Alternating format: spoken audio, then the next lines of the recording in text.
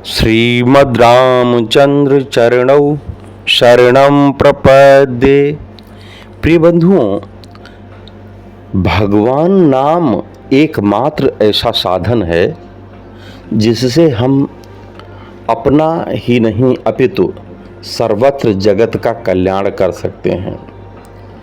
क्योंकि भगवान ही परम तत्व परमात्मा विभिन्न साधकों के द्वारा विभिन्न नाम और रूपों में उपस्थित होकर उन्हें अपने स्वरूप का दर्शन कराने के लिए विभिन्न रूपों में अभिव्यक्त हो रहते हैं।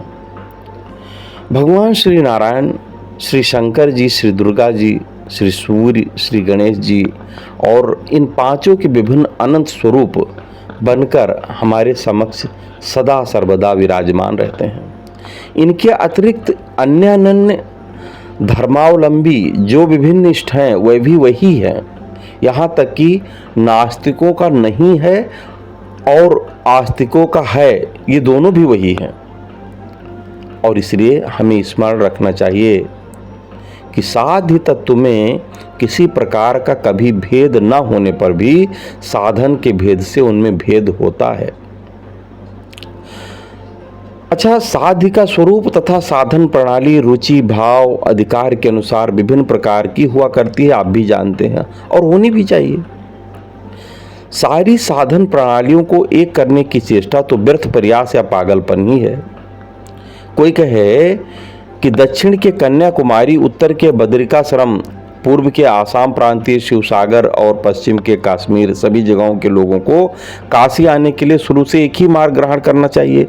तो जैसे वह पागल है वैसे ही सब साधन प्रणालियों को साधन मार्गों करने वाला समझदार होगा क्या? नहीं ना भाई। कन्याकुमारी से जाने वाला कोई दूसरा मार्ग चुनेगा काशी पहुंचने के लिए, तो आसाम से आने वाला कोई दूसरा मार्ग चुनेगा, तो कश्मीर से आने वाला कोई दूसरा मार्ग से आएगा। हाँ, बात यह है कि पहुंचेंगे सब काशी ही।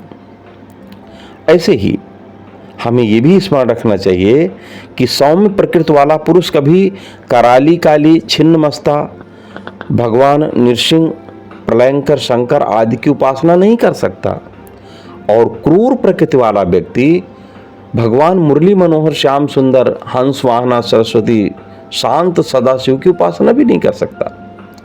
उपासकों के प्रकृति और रुचि भेद के अनुसार ही उपासना का स्वरूप होता है।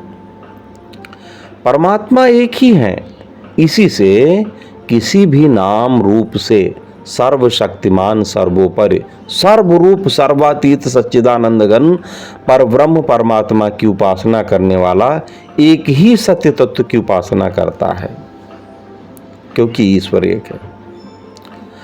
अच्छा, जो मनुष्य अपनी प्रकृति तथा रुचि के विरुद्ध दूसरे इष्ट या साधन प्रणाली को स्वीकार करता है, क्या वो सफल होता है? कदापि नहीं।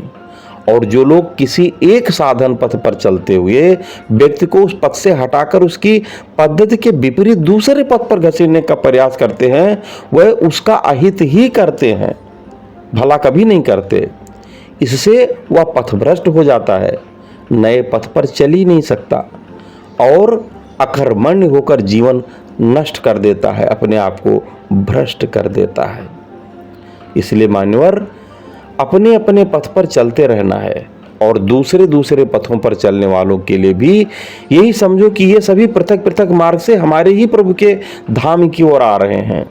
ना किसी से घृणा करनी है, ना किसी से द्वेष करना है, ना तो किसी को नीचा समझना चाहिए, ना नीचा दिखाना चाहिए। उसके सन्मार्ग से हटाने का यत्न करो और ना स्वयं ही किसी दूसरी मार्ग को लुभाकर अपने मार्ग को बदलो। मतलब बड़ी सीधी सी बात है कि जो जिस जन्म में, कुल में, वर्ण में, जाति में पैदा हुआ है, सबको अधिकार है अपने प्रभु का अपने तरीके से स्मरण करने का। इसमें हमें आपको कदापि जो है हस्तक्षेप नहीं करना चाहिए,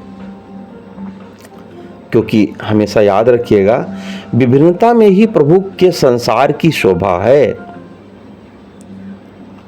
हमारे प्रभु को डाइवर्सिटी बहुत पसंद है और विभिन्नता कभी मिट ही नहीं सकती।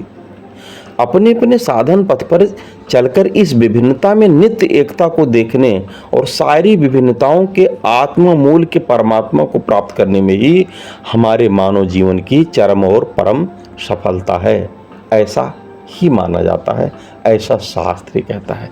जय सिया राम।